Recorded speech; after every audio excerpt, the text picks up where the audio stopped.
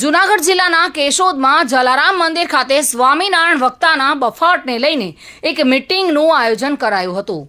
સ્વામિનારાયણ વક્તા જ્ઞાન પ્રકાશ દાસની સુરત આંભરોલી ખાતેની કથા દરમિયાન વીરપુર ખાતે જલારામ બાપા વિશે કરેલા બફાટને લઈને સમગ્ર ભારતમાં જલારામ ભક્તોમાં રોષ જોવા મળી રહ્યો છે।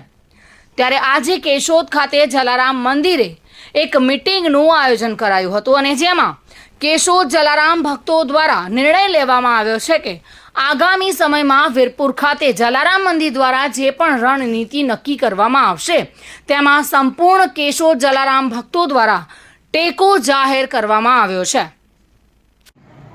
સ્નેહલતનના જલારામ મંદિર કેશોદ આજરોજ જલારામ મંદિર કેશોદ ખાતે લોહાણા જ્ઞાતિના આગેવાનો તેમજ જલારામ ભક્તો અહીં મળેલા હતા। જે જ્ઞાન પ્રકાશ સ્વામીની વિડીયો ક્લિપ જલારામ બાપા વિશે રજૂ થઈ છે એના અનુસંધાને એના વિરોધમાં અહીં જલારામ મંદિરે તમામ આગેવાનો મળેલા હતા।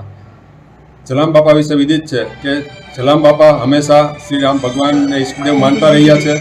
આખો દિવસ કામ કરતા અથવા તો કોઈને જમાડતા કંઈક પણ કાર્ય કરતા શ્રી રામ જપતા રહેલા છે। ઉપરાંત તેમના ગુરુદેવ ભોજરામ બાપાની પ્રેરણાથી જ અને એમના આશીર્વાદથી જ એમનું જે અંશતત્વ ધમધમતું રહેલું છે। આજે આશરે 205 વર્ષથી એ અંશતત્વ ધમધમે છે। એ જ સત્ય છે અને એ જ તમામ જ્ઞાતિજનો તથા જલારામ ભક્તો સૌ જાણે છે। એના સિવાયનું કોઈ પણ વસ્તુ અસત્ય છે અને અમે વીરપુર જલારામ મંદિર જે વિરોધ નોંધાયો છે એ જ્ઞાન પ્રકાશ સ્વામીની જે ક્લિપ વિશે એનો અમે સંપૂર્ણ સમર્થન અને ટેકો જલારામ મંદિર કેશોદના તમામ જલારામ ભક્તો જાહેર કરીએ છીએ।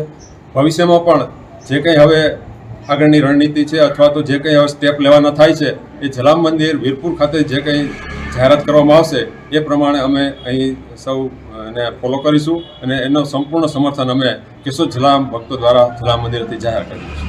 જય જલારામ। બોલ જલારામ બાપાની જય। મધુ રાવલિયા સાથે bureau report today Gujarati news. આ સમાચાર આપને કેવા લાગ્યા? ટુડે ન્યૂઝને લાઈક, શેર અને સબસ્ક્રાઇબ કરો।